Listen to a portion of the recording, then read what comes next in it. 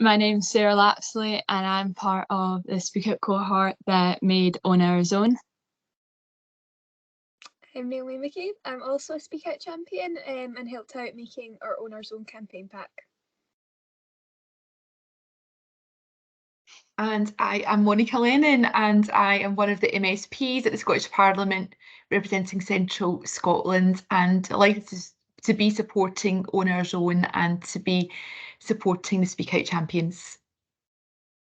So, Monica, before becoming an MSP for Central Scotland, you worked as a town planner, is that right? That's correct. Yeah. So when I left school a long time ago in 1997, I went to university in Glasgow to study environmental planning. And in 2001, I graduated and worked towards becoming a chartered town planner. And I worked in really varied roles in both the public sector and the private sector for more than a decade before getting the politics bug. So yeah, that was a really interesting career. I do miss it at times. But yeah, and I like to, in the Parliament, champion good planning and good placemaking to make that as inclusive as possible. Yeah, and did you see much gender mainstreaming within the urban planning or a consideration for girls when designing the public spaces? So when I was at university at Strathclyde, we did have a lot of content in our planning education, thinking about gender, thinking about diversity, and what happens when our public spaces are not designed with everyone's needs in mind.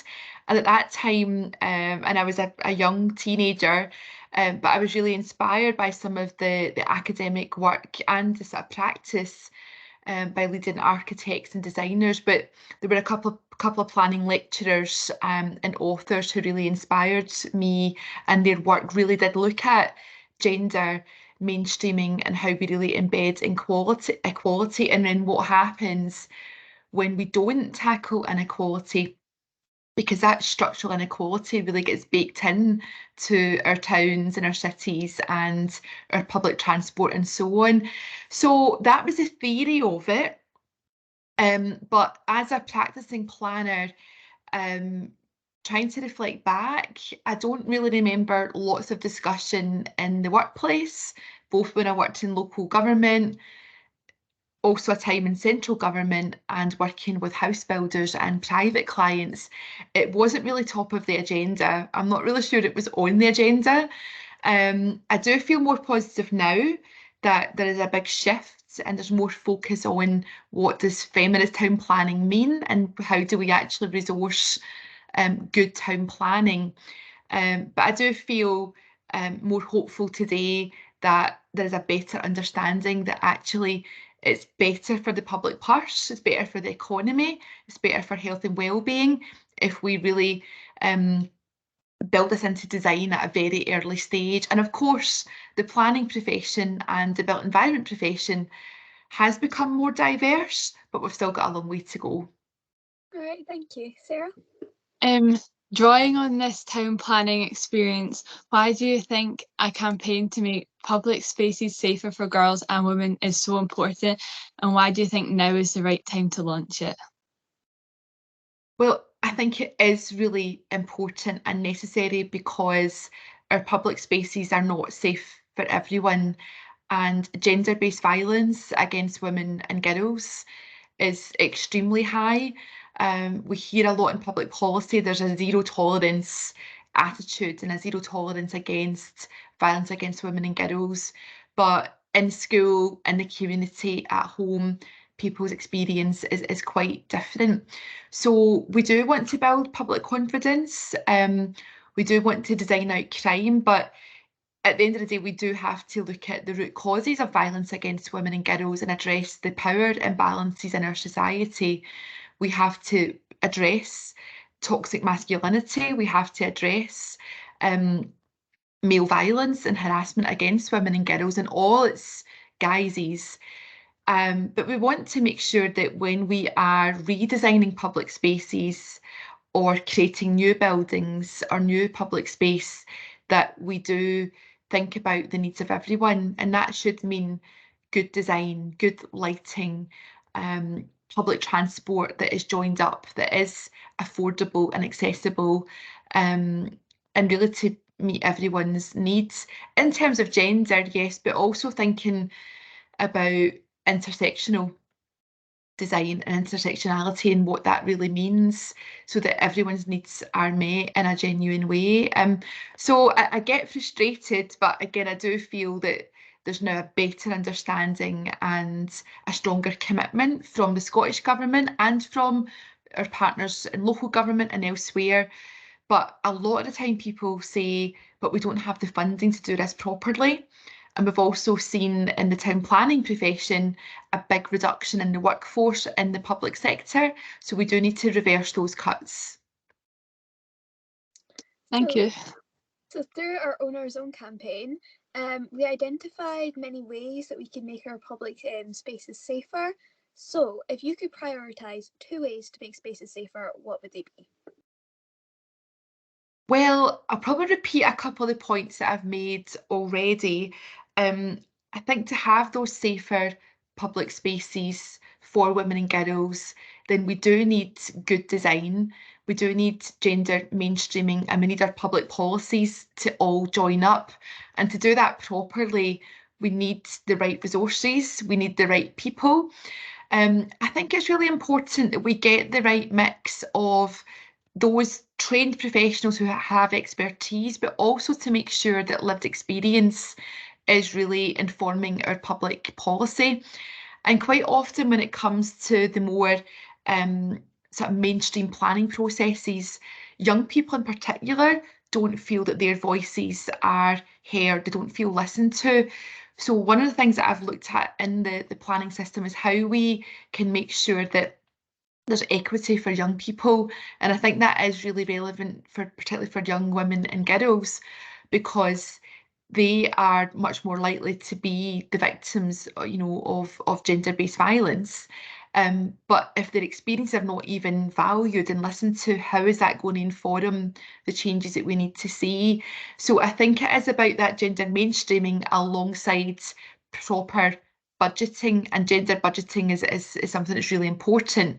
So we need training for those who make decisions both at a council level and a government level, but we need to empower everybody in society to demand better from public services and to hold people in government and in parliament like me and in local government to hold us to account. Okay, thank you. That's a really good input. Sarah? During our campaign, we talked about improving street lighting, though we know this will use more electricity. How could we make people safer as well as protecting the environment? Well, I think all these campaigns complement each other, and we know that in terms of the climate and nature emergency, that women and girls around the world are disproportionately impacted by climate breakdown.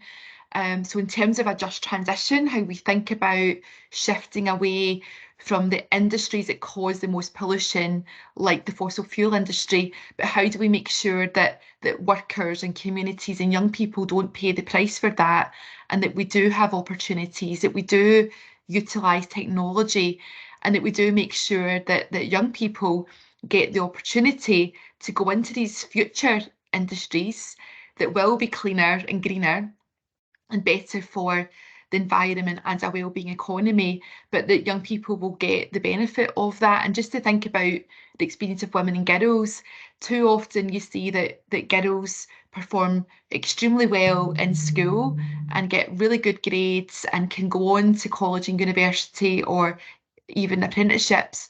But when it comes to getting your first job,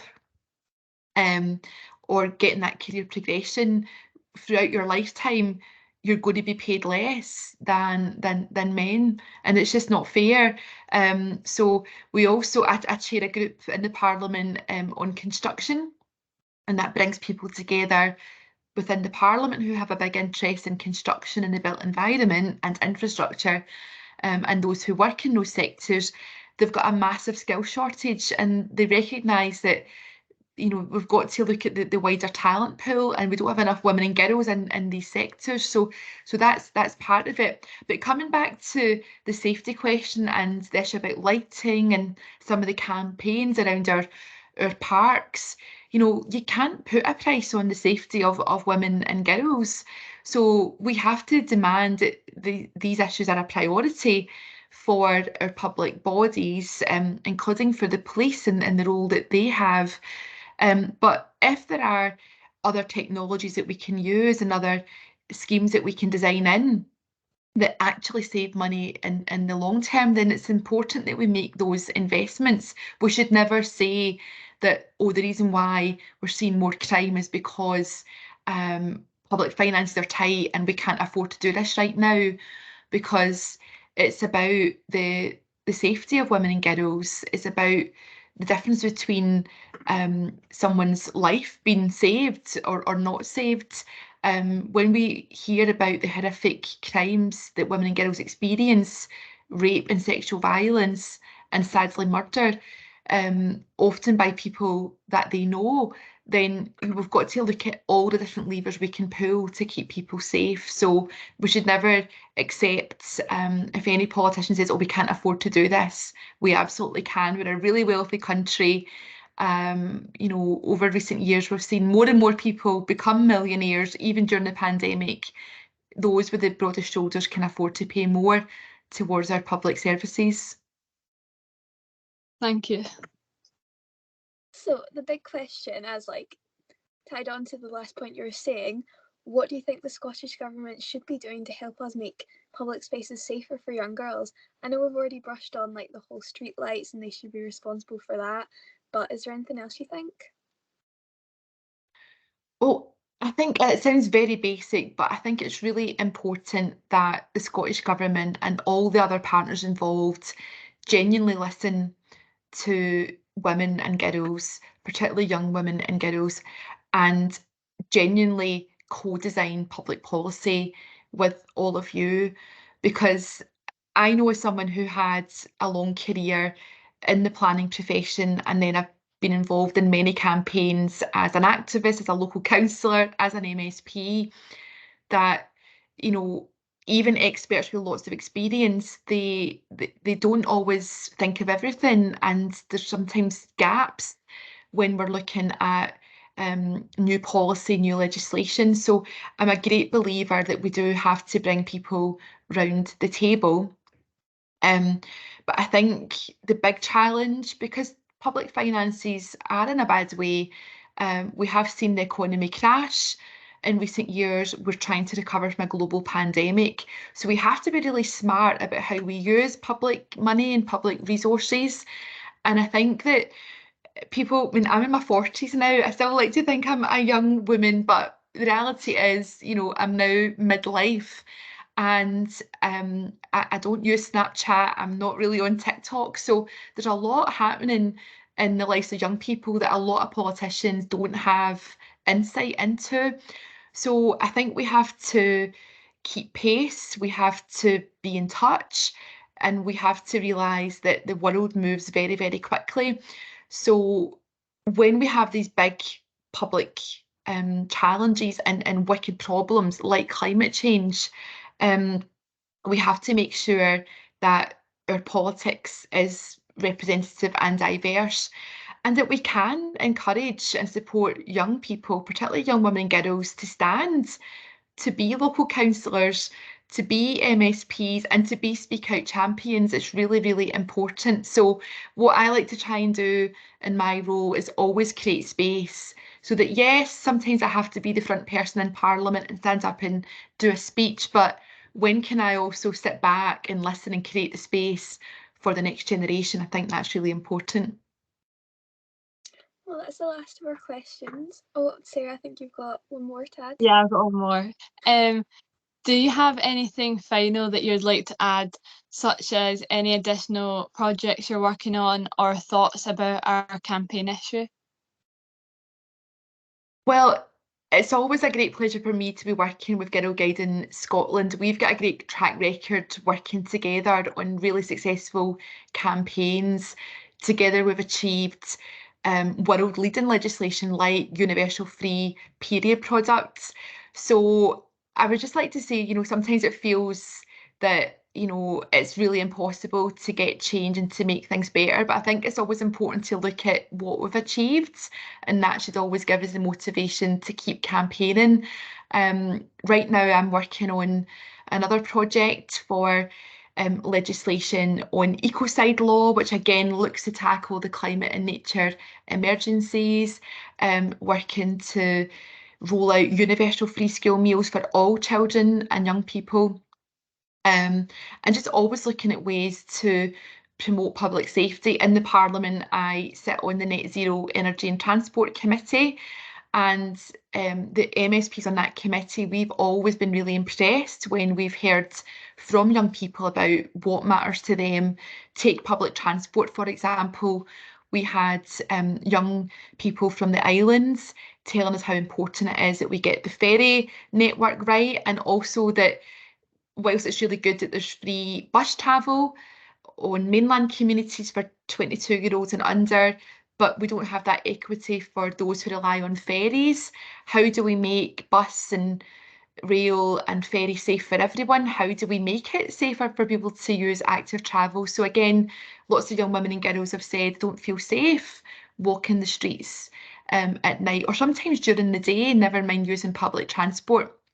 So we've got all these challenges to face together, but I really believe that by working in big coalitions, bringing groups like yourselves together with parliamentarians, that we can make a difference. Well, thank you Thank you so so much. much. Thank you so much for giving up your time and your evening to answer our questions. We've learned so much from you, and me and Sarah have, and your views have really provided a good view on our Owners Own campaign. Thank you. And thank you. I always learn a lot from you too, and good luck with the campaign. Thank you. Thank you.